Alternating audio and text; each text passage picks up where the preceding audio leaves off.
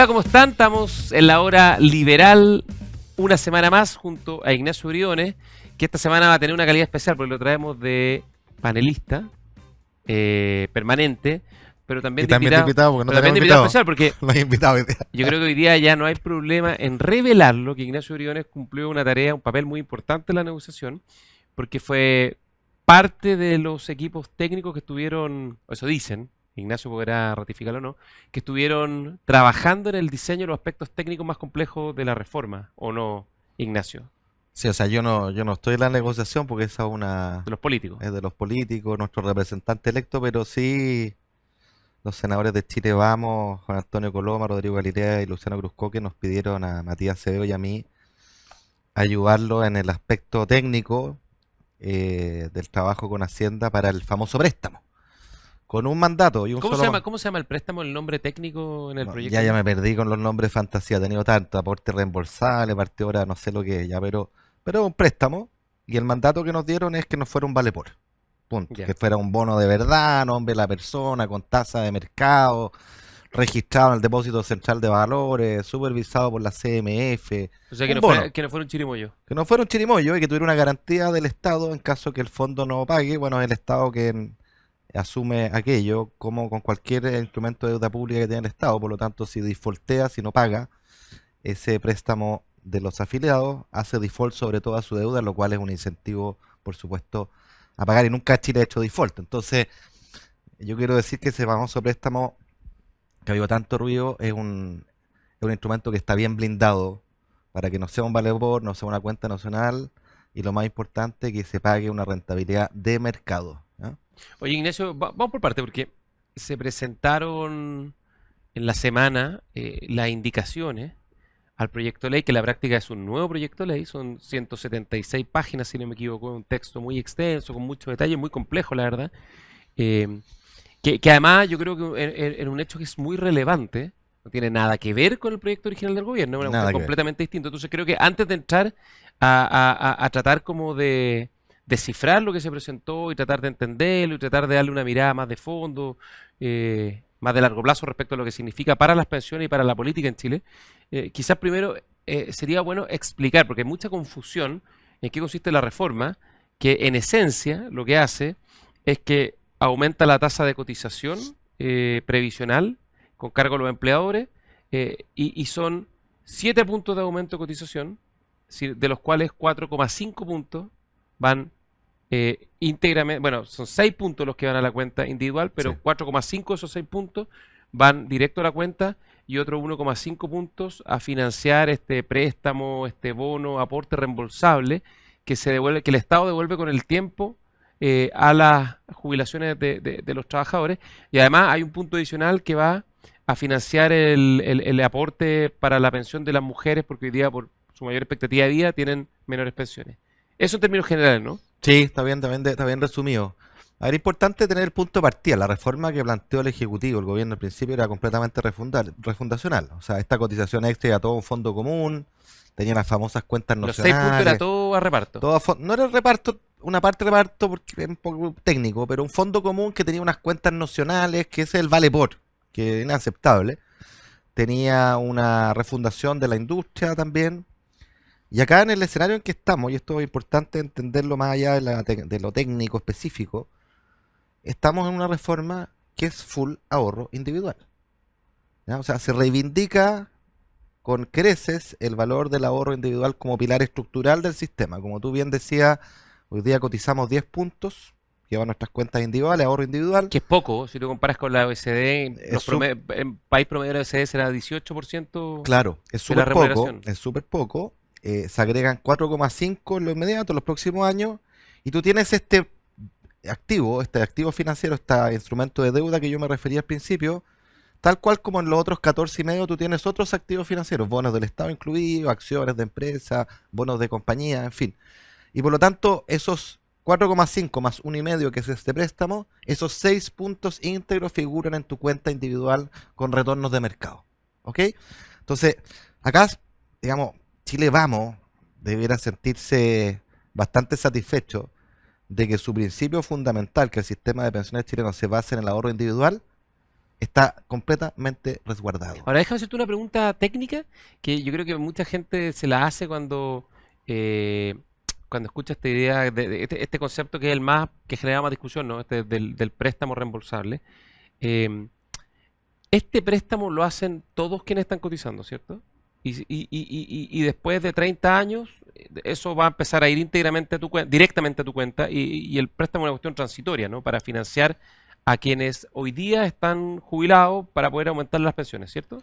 Así es, pero depende de en cuánto tiempo tú te jubiles, por Eso, ejemplo. esa es la pregunta. Claro, o sea, por ejemplo, alguien que le quedan 20 años para jubilarse, ¿Ya? sus próximas cotizaciones va a prestarle 1,5%, 1,5 puntos más bien de cotización a este fondo, tiene este título de deuda, mercado que yo te decía. El año siguiente, que le quedan 19 años, lo mismo, 18, 17, así hasta que jubile. Cuando jubilen 20 años más, se le devuelve su plata con los intereses, ¿no es cierto? Y por lo tanto no deja de contribuir Y el que jubila en 3 años más, presta el mismo durante 3 años. por 3 años, el Sí, 1,5 y después sí, se le devuelve. exactamente. Ya. Esa es la lógica que está detrás y siempre a mercado, a alta tasa de mercado, que es lo fundamental. Pero yo decía adelante que esta reforma, mirada así en su totalidad, reivindica y potencia el ahorro individual, porque está aumentando el ahorro. Y esto es crucial verlo, porque algunos dicen la opción es no hacer nada. Pero yo les quiero decir que hacer nada implica no meterle más ahorro al sistema. Y no meterle más ahorro al sistema implica que este sistema de ahorro en el cual creemos y hay que defenderlo con uña y pezuña, va a colapsar. Por la sencilla razón de que, número uno, 10 puntos hoy día es insuficiente. Sabemos hace rato eso. Y número dos, le pegamos un mascón a los ahorros previsionales de 25% con los irresponsables retiros. Si tú no le pones plata al sistema, este sistema de ahorro en el que creemos va a colapsar. Y esta reforma habilita que le empecemos a meter plata al ahorro, que es una manera de darle sostenibilidad al sistema basado en el ahorro, valga la redundancia. Esa es la benzina del Mercedes-Benz, como dijo Claro, alguien alguna vez. o no sé si del Nissan, no sé cuál sea la marca del auto, pero lo único que sé es que cualquiera sea el auto sin benzina no anda. Ya, y para entender bien, porque esto también es importante, la gente, bueno, se pregunta y dice, ¿cómo me beneficia? Los beneficios están en 3 o 4 dimensiones, ¿no? Lo primero es que con esto, en la base, va a subir la PGU. Para todos los que reciben PGU, que son creo que el 90% 90%, al del 90% universo de de la los población. pensionados. Sí. La PGU hoy día, el monto, creo que Están son del orden de 220.000 pesos. 2.14 y va a subir 2.14. ahora en febrero, sube a 2.25 prácticamente. Ya, y después Van a subir llegaría en a un tiempo más a 2.50. 250.000 pesos. Sí, o sea, Ya, eso, la base de las pensiones para ese 90% sube hasta 250.000 pesos en un tiempo de ¿cuánto? ¿6 meses? ¿Un año? no, es escalonado, primero se parte, a menos que se cambie, digamos, hasta donde yo entiendo, se parte por un grupo etario, después el siguiente, de forma tal de suavizar ese pago, pero, digamos, Progresivamente va a ir subiendo a 250. claro, Después va a haber un segundo aumento que es para los actuales pensionados, que es el famoso aporte reembolsable, que se paga, entiendo que en función de cuántos años cotizaste tú, claro. diferencia hombres-mujeres, pero raya para la suma, el aporte máximo que un jubilado actual, esto es para quienes están pensionados, el aporte máximo serían 2,5 UF, que es más o menos 100.000 pesos, 2,5 F son, claro, casi 100.000 pesos. casi 100.000 pesos. Eso sería, o sea, un pensionado actual se llevaría el aumento de la PGU y además eventualmente podría llevarse hasta 100.000 pesos. Sí, Ya. Y el tercer elemento que es para las mujeres, y eso también se aplica rápidamente, es el emparejamiento, el bono, digamos, para emparejar las tablas expectativas de vida. sí. ¿Y ese sería un beneficio hasta qué monto aproximadamente? Es que ese monto depende de la pensión que tú cotices, porque lo que hace este mecanismo es que cuando dos personas que tienen 65 años, una mujer y un hombre, si ambos han acumulado 100, ¿no es cierto? Y tienen que comprar una renta vitalicia, digamos, de 5 a recibir todos los años. Bueno, como las mujeres viven más, algo que no eligieron, es la naturaleza humana simplemente, como tienen que repartir esos 100 en más años, van a recibir 4 en vez de 5. Entonces lo que hace esto es igualar las tablas de mortalidad, por así decirlo, entre hombres y mujeres, Que es la expectativa de vida y con eso el de cálculo forma de tu tal de que la pensión. mujer reciba 5. Y eso va a ser, ese monto, ese uno adicional para igualarlo con los hombres, va a ser variable, obviamente, en función de lo que tú acumulaste. Lo cual, de hecho, es un incentivo, si bien esta reforma no cambia la edad de jubilación o no sube la edad de jubilación igualándola con los hombres a 65 años, le da un incentivo bien potente A para que postergar las la edad de mujeres jubilación. posterguen. Claro, porque en esos 5 años adicionales tú acumulas más plata y vas a tener un premio por Claro. sobre el saldo acumulado. Así que eso es correcto desde el punto de vista de los Ya, incentivos. y el último elemento estructurante de la reforma, a propósito de la benzina del Mercedes-Benz o el Nissan o lo que sea, al aumentar la tasa de cotización de 10% individual a 16%, en el largo plazo, quienes están empezando hoy día a trabajar van a tener aumento de la pensión de 60%. Ese es bueno ese punto y es bueno sincerar la expectativa en esta reforma. Yo creo que sería un gran error sobre vender expectativas. Ya sabemos que el costo que tiene sobreprometer y subcumplir, ¿no? Porque, claro, si yo aumento de día 16, yo diría aumenta 60% mi pensión, pero la pregunta respecto a qué. Si uno lo compara con los retornos que han tenido los fondos de pensiones desde su origen hasta ahora, esos retornos sabemos que no se van a repetir, son más bajos. Entonces, de alguna manera, este aumento de 6 puntos es una manera de compensar los menores retornos que se esperan a futuro, número uno. Y número dos, y quizás más importante, para aquellas personas que ya tenían ahorro, no los que están entrando, pero los que ya tenían un cierto saldo, cuando tú le quitaste con los retiros un cuarto del total del ahorro, digámoslo con toda claridad, esta reforma va a servir en los próximos 10, 15 años simplemente para tapar el hoyo de los retiros. ¿Ya? Lo cual lo hace estrictamente necesario, ¿ah? Pero es bueno decir las cosas como son. No es que vayan a subirle mágicamente las pensiones a las personas, particularmente en la parte autofinanciada, sino que va a compensar el daño previsional que se hizo. Y claro, a los que se jubilaron, están próximos a jubilar, tiene esta garantía de 0,1 F por año cotizado hasta 2,5 F, estos 100.000 pesos, que está pensado para esa clase media, ¿no es cierto?, que ahorró muchos años, pero que la PGU, si bien le sube su tasa de reemplazo, es decir, la proporción del sueldo que es su pensión, no le sube lo suficiente. Y por eso que la elegibilidad para esa garantía de 0,1 F es para mujeres mínimo 13 años cotizados. Si tiene menos de 13, se queda con la PGU, ¿no? Y para los hombres 20 años. La idea es acá hacerle un premio a aquellas personas que ahorraron durante muchos años y que la tasa de reemplazo es insuficiente. Oye, y el préstamo, todo esto de estos 1,5 puntos, dura 30 años y después eso se extingue. Ujú. O sea, ahí sería En 16 realidad, puntos a las cuentas individuales. claro, en realidad dura 20, o sea, 20 y más 10, porque durante los primeros 20 años son 1,5 puntos y luego en los segundos 10, de 20 a 30 años, va decreciendo a un ritmo de 0,15 puntos por año, es decir, en 10 años llega a cero el aporte, ¿ya? Eh, en consecuencia, es como decir que en los siguientes 10 años en promedio vas a haber aportado en vez de 1,5, vas a haber aportado 0,75 puntos. Claro. Ahora, ya, esos son los elementos que van a ir a subir las pensiones, ¿no? O sea, en el Sí. fondo el aumento de la PGU de 214.000 pesos a 250.000 pesos, o sea, como 35.000 pesos más para... En realidad 25 por sobre la PGU que tenemos hoy día, que en febrero, en poquitos días más, Ya sube. ya sube a 2,25. Ya. Después, en el mejor escenario, unos 100.000 pesos para los actuales pensionados, ¿no? Y adicionalmente el aporte para las mujeres, adicional. Claro, Y tenemos en el largo plazo este 60% más de cotización, que no va a subir 60% más la pensión, pero la va a subir de la va a manera subir. importante ya.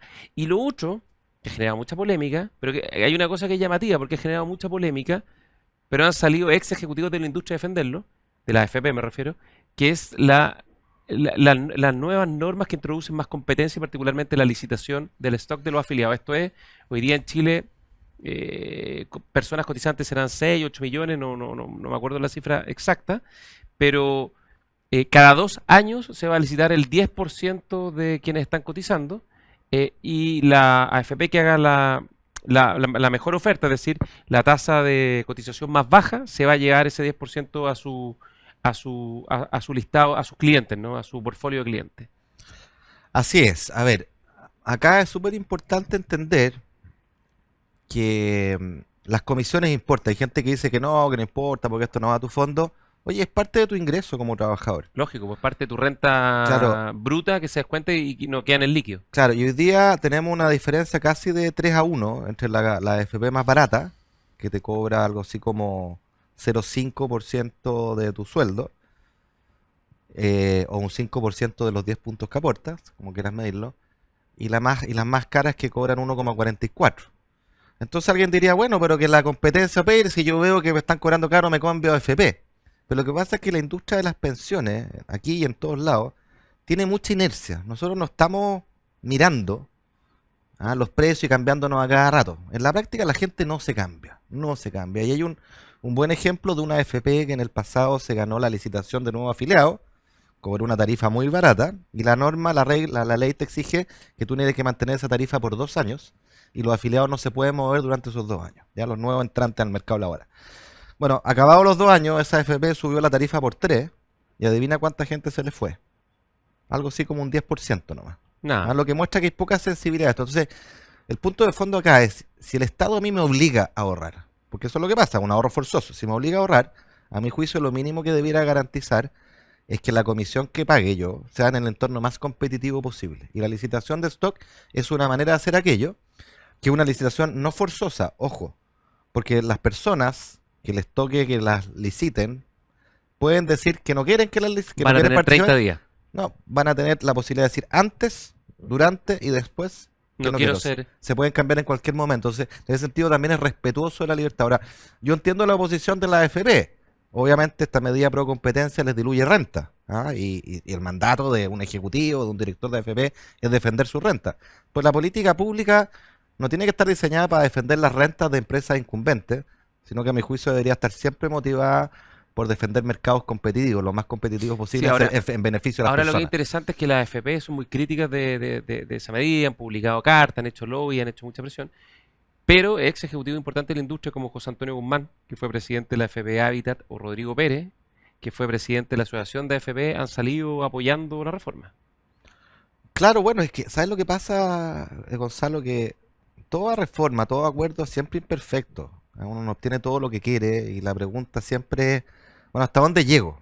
Y la vara del hasta dónde llego es que sea algo razonable. Yo creo que este acuerdo que se llega es muy razonable por las razones que yo acabo de indicar. Preserva el sistema de ahorro, que es la columna vertebral y lo que le da sostenibilidad a un sistema de pensiones. Em, y por supuesto que quedan cosas que a uno le hubiera gustado que se hubieran hecho distintas, y ahí está la Lógico. magia del acuerdo. Uno no está obligado a un acuerdo, pero siempre está obligado a buscar acuerdos. Yo creo que esa debería ser la máxima, y este acuerdo logra, valga la redundancia, una fórmula más que razonable, que cabe saludar porque nos permite avanzar, y nos permite avanzar sobre todo en meterle ahorro al sistema. Yo creo que eso es lo que ve José Antonio Guzmán, lo que ve Rodrigo Pérez, dos personas vinculadas a la industria de la AFP en el pasado, que son capaces de tener la mirada un poquito más Sí. estratégica a largo plazo, de decir, oye, si no le metemos plata al ahorro, este sistema va a colapsar, no sabemos cuándo. ¿Ah? Y yo desde el punto de vista fiscal, como ex ministro de Hacienda, me aterra que si no le metemos plata al ahorro, el pasivo fiscal que nos vamos a comer es gigante, porque cada peso que no ahorramos es un peso que potencialmente el fisco va a tener que poner. Yo te doy solo un ejemplo. Si no le metemos Un plata ejemplo y nos vamos a la pausa. sí, si no le metemos plata al sistema, vamos a tener presión, por ejemplo, por una nueva subida de PGU. Claro. Una nueva subida de PGU de 25.000 pesos. O más retiro, más retiro. dado que el sistema de suspensiones son muy bajas. Claro, si no una nueva PGU de 25.000 pesos, que es lo que hace esta, es equivalente si lo financias con una deuda al tiro a 8 puntos del PIB de deuda, al toque. ¿Ya? Ya, vamos a una pausa, vamos a hablar de eso en la hora liberal. Estamos hablando de las pensiones junto a Ignacio Briones. Hola, estamos juntos, claro, juntos todos los días, todo el día, en Radio Agricultura y en Agricultura TV. Sé parte de la comunidad de Deportes en Agricultura. Escúchanos aquí en Radio Agricultura 92.1. Entretención aquí en Agricultura y Agricultura TV. Búscanos en redes sociales como Deportes en Agricultura. Síguenos en agricultura.cl. Síganos en todas nuestras redes sociales. Síguenos en TikTok como Deportes 921.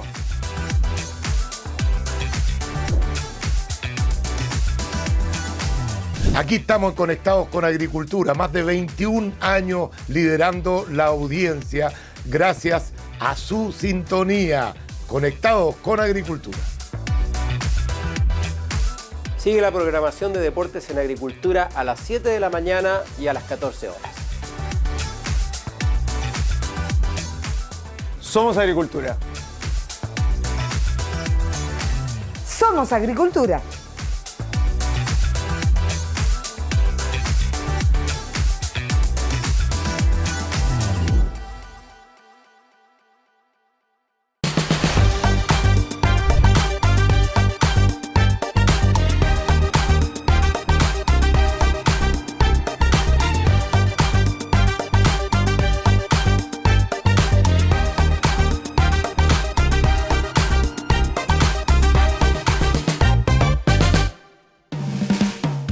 Estamos de regreso en la hora liberal. Estamos esta semana con Ignacio Briones, en su doble calidad, doble militancia de conductor de este programa y a la vez como ex ministro de Hacienda y también alguien que participó directamente en las negociaciones del acuerdo previsional. No en las negociaciones, en la parte técnica. Bueno, pero la técnica y la política muchas veces conversan harto. Y hay un tema que quiero hablar un poco de la dimensión más política de esto, ¿no? Porque me parece que es importante.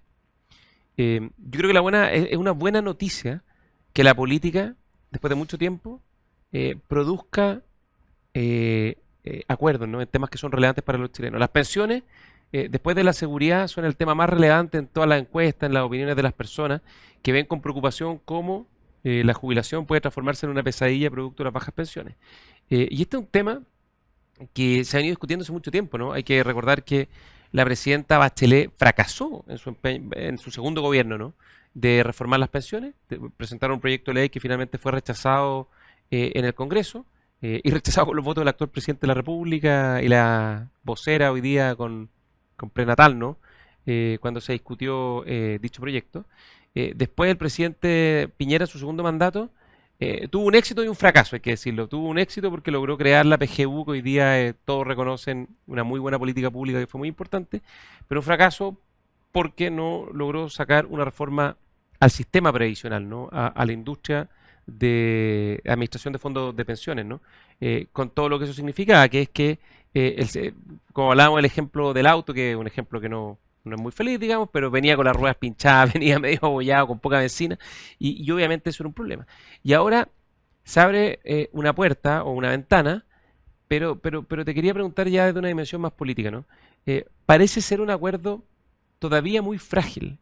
Y digo que todavía muy frágil porque básicamente todavía tiene demasiados pocos defensores. Están, por supuesto, muy comprometidos quienes negociaron esto, quienes lideraron este acuerdo por parte de la oposición, los senadores Luciano Cruzcoque, Juan Antonio Coloma y Rodrigo Galilea, que hicieron yo creo, un esfuerzo muy importante.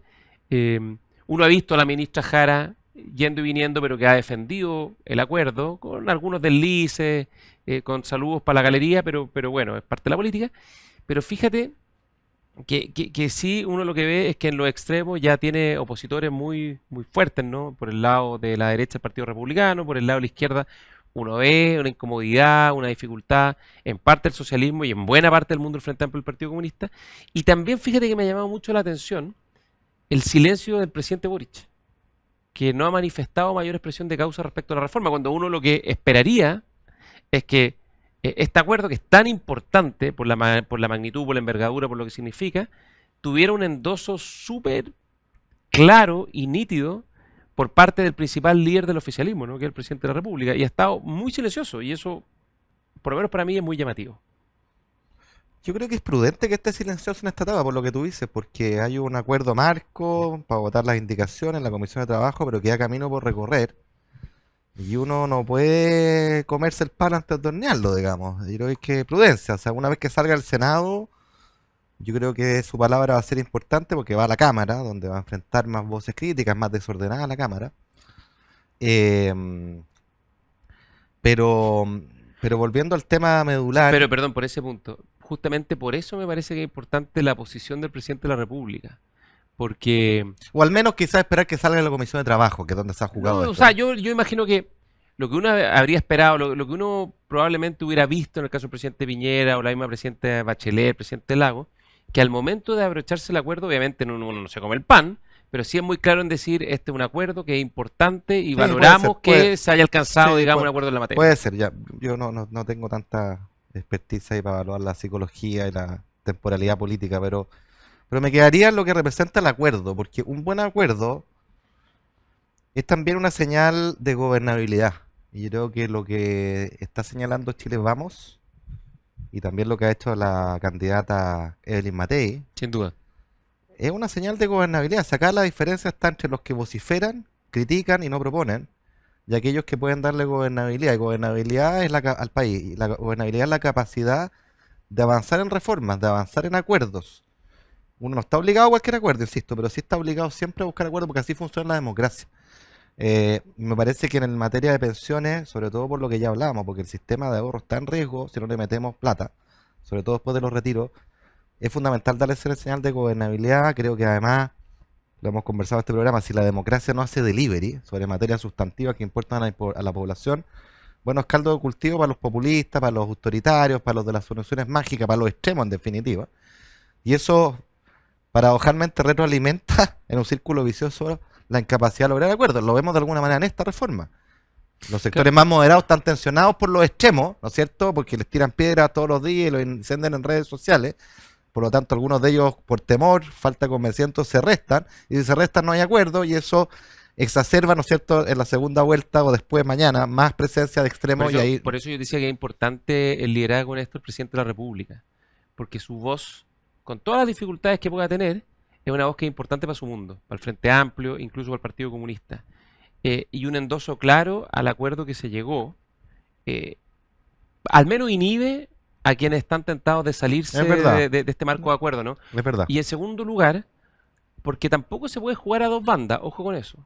Cuando tú estás negociando de buena fe un acuerdo, tú tienes que cumplir la palabra empeñada y pagar costos con los propios para que esta cuestión avance, porque tú no le puedes pedir a la oposición que se incinere con los sectores más críticos de este acuerdo si tú no estás dispuesto a hacer lo mismo con los propios. Entonces, cuando uno ve, por ejemplo, que en la semana empiezan a circular minutas del Ministerio de Hacienda, del Ministerio del Trabajo, que empiezan a meter cosas que no están en el acuerdo, que va a haber un gestor de inversión estatal, que en marzo nos vemos, y ahí sí, y que este es el inicio del fin de la AFP y qué sé yo, a mí me baja un poco de duda.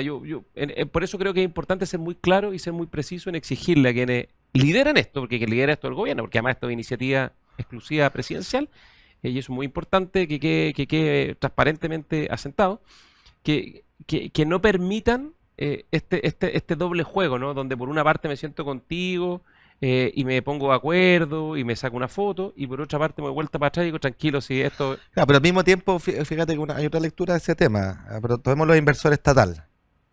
El que digan vamos a ir en marzo con un proyecto de ley es un reconocimiento de que claudicaron esto, porque para nosotros era línea roja, absolutamente, ¿no? Sobre todo en un esquema de licitación de stock, de cartera.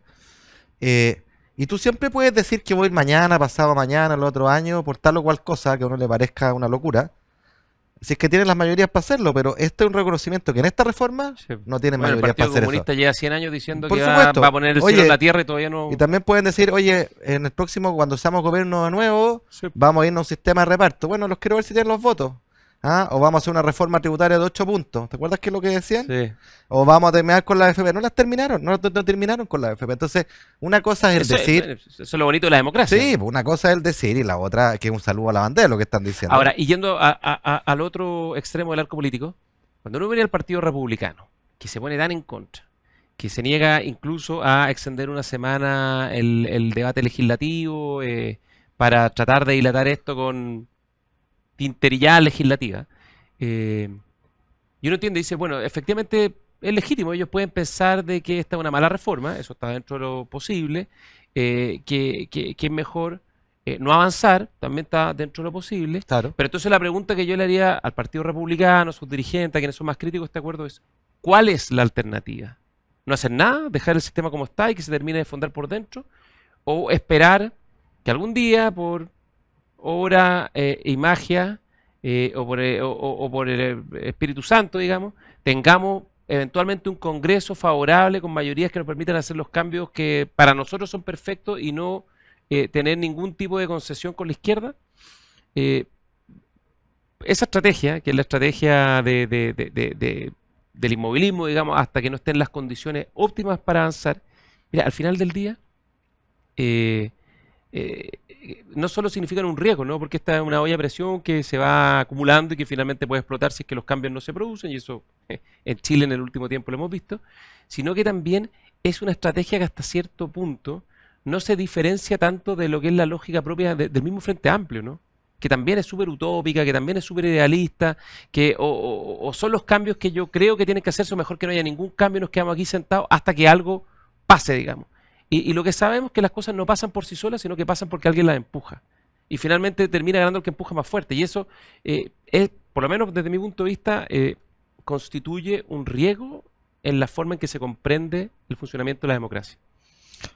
Claro, Porque no incorpora, porque ganan más fuerte, finalmente.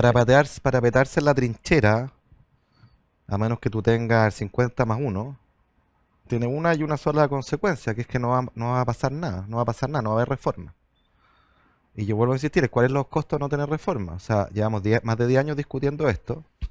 Si hubiéramos hecho una reforma de pensiones como esta hace 10 años, hoy día tendríamos algo así como 60.000 millones de dólares más en las cuentas individuales Y mucho que- mejores pensiones. y mejores pensiones. Entonces, el costo de la espera, esperando ese momento de iluminación y mágico en que vamos a tener mayoría, vamos a hacer todo lo que queramos y pasar máquina, bueno, así no avanzan los países. En eso no consiste la democracia. La democracia se basa en los acuerdos, no en cualquier acuerdo. Buenos acuerdos, no está obligado a cualquier acuerdo, pero sí está obligado a siempre buscar acuerdos. Lo otro es, no sé lo que es. Y lo que va a ser interesante, creo, en esta lógica de solo criticar, porque el Partido Republicano no le he visto ninguna propuesta, Ese es el punto. ¿Cuál es la Eh, alternativa? lo que va a ser interesante, y yo no tengo una respuesta, es ver si esta reforma sale y el Partido Republicano se opuso en bloque, ver cuál va a ser la reacción de la ciudadanía en las próximas elecciones, si los va a premiar o los va a castigar. Pregunta abierta, no lo sé. Si uno se atiene al resultado de la última elección de alcaldes, gobernadores y gobernadores, bueno, pareciera ser que al sector moderado de la derecha, que busca acuerdos, buenos acuerdos, la derechita cobarde que le llaman ellos, bueno, parece que les fue re bien, y a ellos les fue bastante más mal de lo que esperaban. Entonces, bueno, es una noticia en desarrollo, es legítima su posición, por cierto. Yo no la comparto como fórmula de que los países avancen.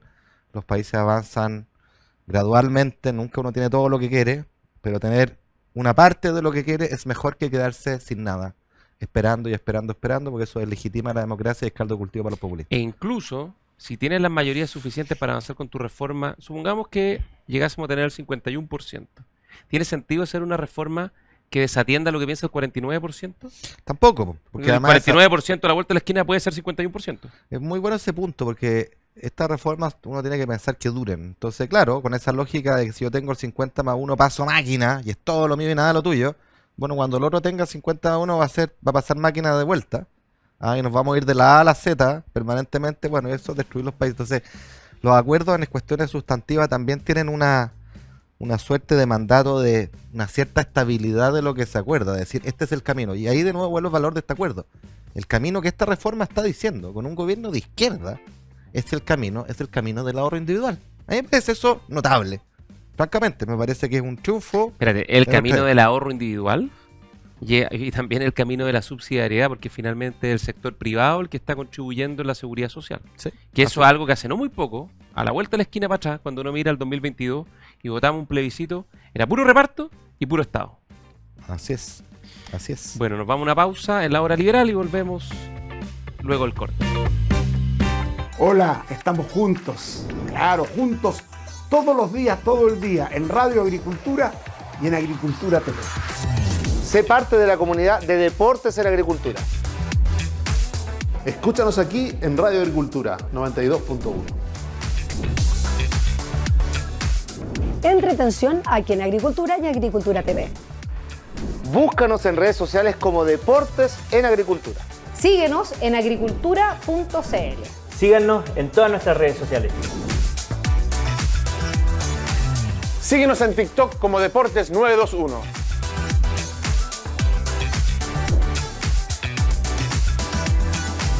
Aquí estamos conectados con Agricultura, más de 21 años liderando la audiencia gracias a su sintonía.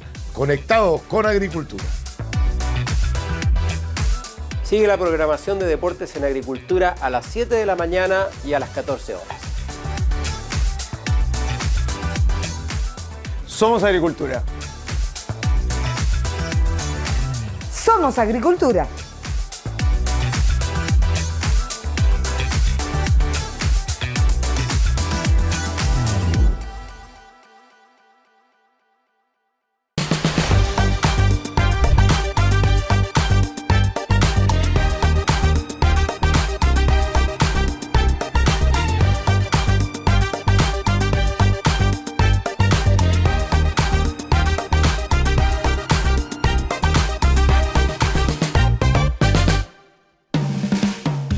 Estamos de regreso en la hora liberal, en Radio Agricultura, Agricultura TV, en todas sus plataformas, en Spotify, en YouTube.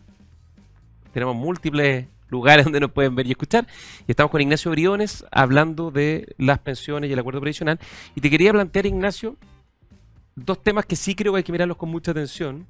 Y tú que los conoces muy bien, preguntarte cuál es tu mirada, porque creo que hay dos temas que preocupan mucho. Obviamente las reformas siempre tienen riesgos, siempre tienen temas que uno tiene que mirar con más cuidado, pero hay dos temas que objetivamente creo que son complejos y que hay que ponerle atención. Uno, el tema fiscal, donde estamos hablando de una reforma que en régimen va a costar 1,7 puntos del PIB, 4.000, 5.000 millones de dólares. Es la reforma previsional más costosa en términos fiscales de la historia. Entiendo que la PGU era como un punto del PIB y la pensión básica solidaria de la presidenta Bachelet también era por ahí. Y la diferencia está en que estamos haciéndola hoy día que tenemos un endeudamiento bruto como país del 42% del producto, que leía el otro día una nota de prensa, es básicamente el mismo endeudamiento que teníamos el año 90, que es un retroceso importante que hemos tenido. Y yo sé que tú me vas a decir, pero mira, no hacen nada, tiene un riesgo fiscal aún mayor, producto de la presión que va a generar el problema de las pensiones.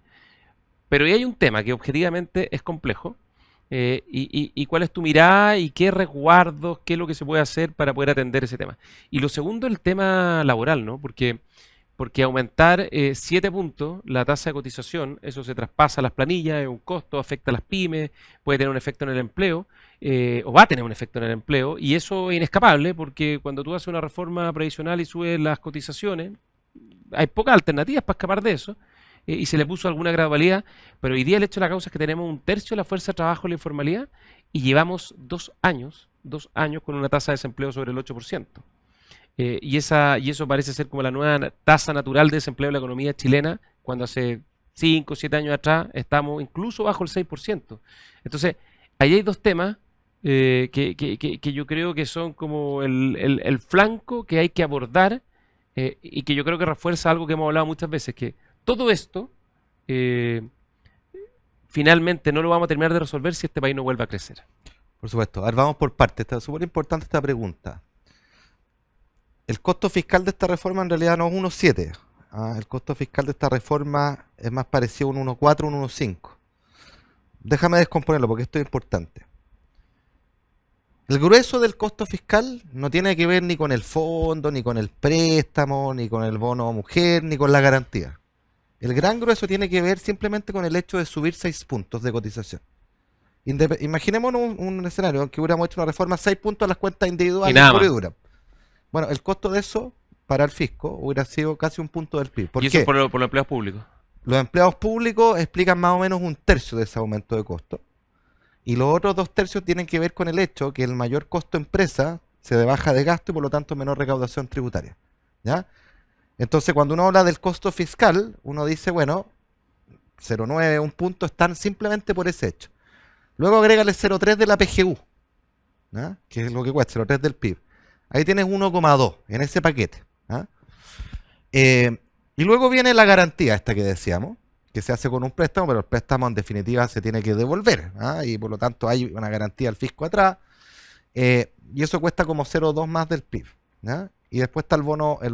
¿Y eso por qué tiene costo? ¿Tiene un costo financiero? ¿Qué costo tiene eso? Tiene un costo porque es un préstamo, ¿no es cierto? Que hay que devolver, lo devuelve el fondo, pero parte de los aportes o de las platas que tiene el fondo son aportes fiscales que se van a hacer en el futuro. ¿Ya? En consecuencia, económicamente hablando, tiene un costo fiscal, ¿ya? Pero lo que quiero señalar en primer lugar es que el gran grueso del costo fiscal está asociado simple y puramente al aumento de los 6 puntos. O sea, es como un costo hundido en el fondo. Es como una suerte de costo hundido. Y si uno le agrega la PGU, que ya todo el mundo tenéis 1,2. Ahora, eso no quiere decir que no tenga que pasar el test fiscal. Y yo creo que es fundamental y tenemos la suerte de tener una institucionalidad robustecida, que es el Consejo Fiscal Autónomo, que tiene una voz muy importante que decir en toda esta materia. Y es darnos la garantía, amén de lo que diga Hacienda, la DIPRES, los modelos, en fin, como siempre se ha hecho, que haya un segundo actor que diga, sí, esto es sostenible, el fondo es sostenible, Y yo creo que eso es bueno para todo, porque además a la reforma le da más legitimidad. Pasó un filtro institucional que es bueno resguardar. Oye, déjame hacerte una pregunta en eso. Yo alguna vez me acuerdo haber escuchado o haber participado en la discusión de reforma, donde estos encarecimientos del costo laboral, ¿no? O aumentos de la tasa de cotización de los trabajadores, iban indexados o amarrados a ciertos niveles de crecimiento de la economía, cosa que tú te vas asegurando de que, por ejemplo, en el extremo, enfrentamos el próximo año una crisis importante, se produce una recesión. En ese caso, tú dices, ¿sabes qué más? Este año postergamos el aumento de la tasa de cotización porque es suicida, digamos, subir la tasa de cotización cuando la economía no crece. Vamos a la segunda pregunta tuya, que era el costo laboral. De nuevo, la misma lógica. El costo laboral de corto plazo se produce con independencia de la fórmula de reforma propuesta. Si yo hiciera 6 puntos a cuentas individuales y nada más que eso, hay un 6 puntos de incremento en el costo laboral. Si yo hago esta reforma que tiene un préstamo que tiene 6 puntos de incremento, tiene el mismo costo laboral. Ahora es cierto, tú le estás agregando un puntito más para financiar a las mujeres, ¿no es cierto?, en este nuevo seguro de invalidez y sobrevivencia. En consecuencia, ya, son 7 puntos versus 6, pero lo que quiero plantear es que aquellos que critican que esta reforma aumenta el costo del mercado laboral, me imagino que hubieran criticado lo mismo si es que hubiera sido una reforma full a las cuentas individuales de forma tradicional, porque hubiera incrementado el costo laboral de todas formas, ¿ya? Esa es una consideración. Segunda consideración, en el corto plazo, claro, eso encarece la planilla, y yo creo que la reforma debiera incorporar mecanismos de flexibilidad para tener juego de piernas para moverse si vemos que la situación está apretada. Tiene una gradualidad de 9 años, antes era de 6, lo que es positivo. Y lo último que quiero señalar es que si bien la reforma dice esto es de cargo del empleador, en el corto plazo efectivamente un mayor costo empresa, pero en el mediano y largo plazo toda la evidencia muestra que esto se va a 100% a salario. Y la institución es súper simple. Si yo tengo un sueldo y un contrato, no me pueden cambiar el sueldo hoy día. Pues la próxima vez que renegocie mi contrato, mi empleador lo va a negociar conmigo. Y si yo estoy incorporándome a una empresa, bueno, el dueño de la empresa, el gerente, que sabe que este costo previsional es mayor, va a negociar mi sueldo con el nuevo entrante ahora. Entonces, eso también morigera la presión sobre el desempleo. A corto plazo hay un costo fuerte, en el mediano plazo en la variable de ajuste es vía salario, es menor ingreso disponible para los trabajadores. Vaya sorpresa, si al final estoy destinando una parte de mi sueldo que me la podría haber gastado en irme a comprarme cualquier cosa, a un ahorro forzoso para mejorar las pensiones mañana. Sí. Oye, ¿y algún otro elemento de riesgo que haya que mirar con atención de la reforma?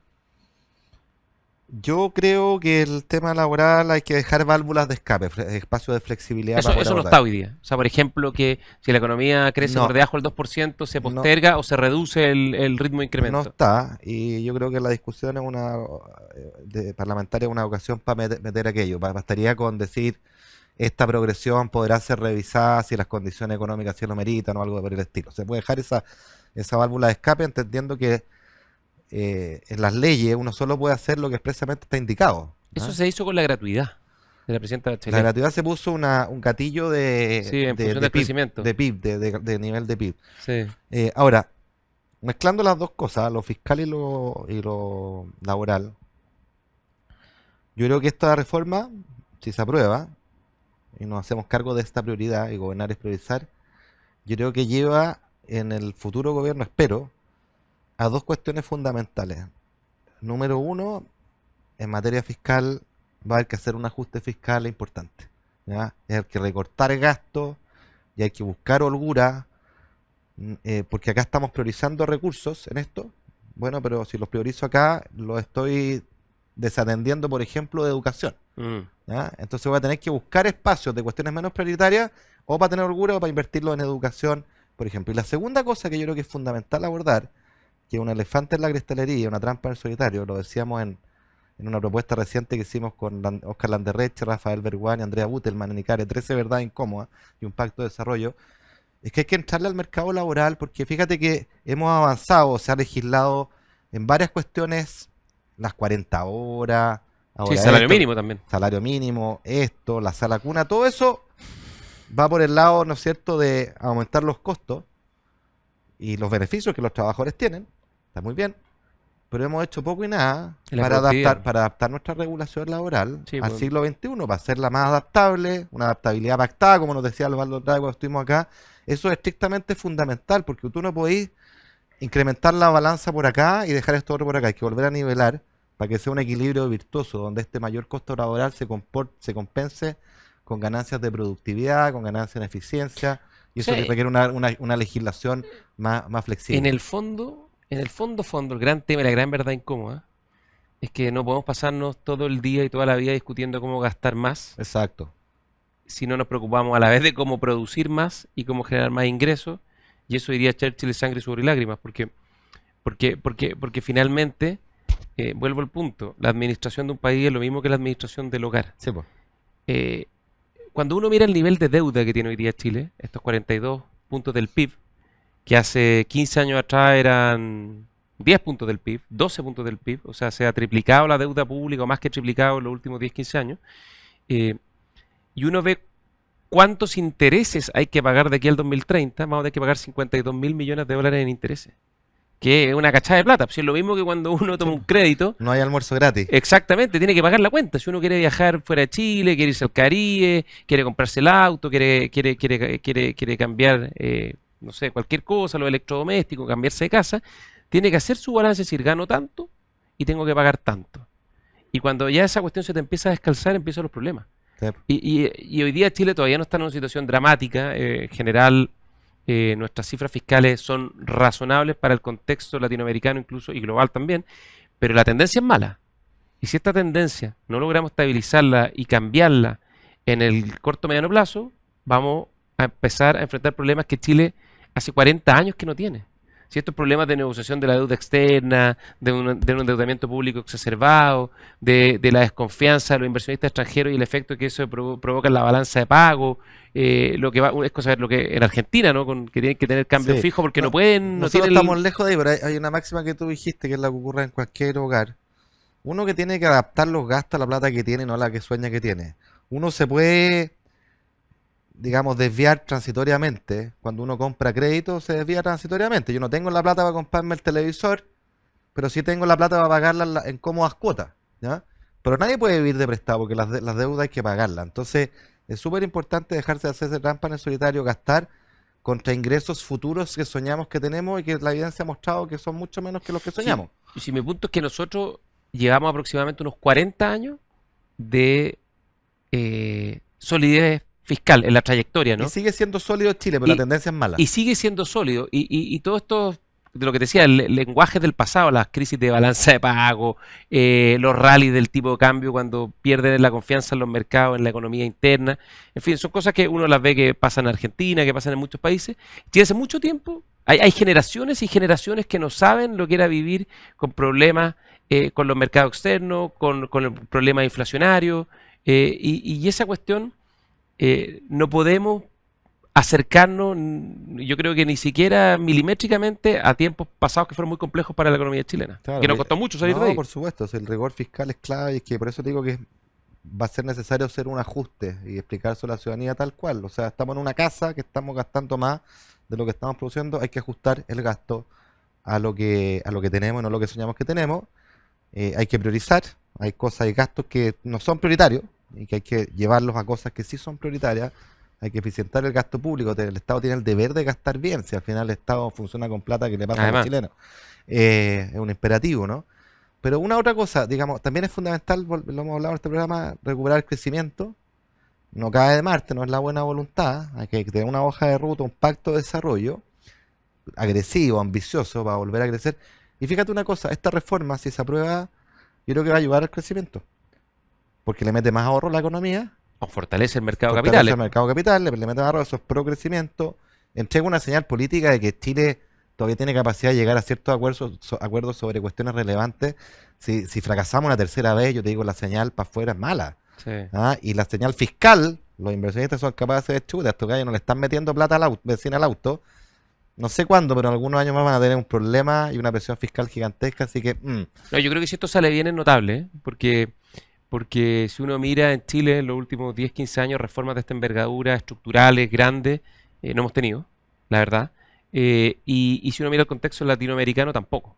Entonces, esto podría ser una señal incipiente de que la política todavía funciona, puede tener un efecto económico que es importante y que puede dar paso a otras reformas necesarias, ¿no? Tenemos una crisis en salud gigantesca que hay que Claro, resolverla, la tenemos el educación, problema del sistema político, la la educación, educación desatendida hace mucho la tiempo reforma del Estado, la reforma del empleo público. y soñar es gratis, digamos, Soñar es gratis, no, sí. Yo creo que es muy importante esto que la política vuelva a funcionar. y es un paraguas más que razonable. Yo invitaría a mirarlo en esa perspectiva con los elementos que hemos discutido acá. La peor opción es no porque no. Creo que eso nos va a costar carísimo. Lo vamos a pagar en cómodas cuotas, pero caras. Algo ya pasó con la ISAPRE. Cuando la política no se hace cargo, se hacen cargo otros y se hacen cargo mal. Así que nada, la postura de la trinchera creo que no es el camino. Veremos cuál va a ser la respuesta electoral de aquello. Yo me inscribo en la lógica de los buenos acuerdos, de la gobernabilidad, y creo que Chile Vamos y su candidata Belín Matei están dando esa señal de que son capaces de conducir a Chile y no simplemente vociferar.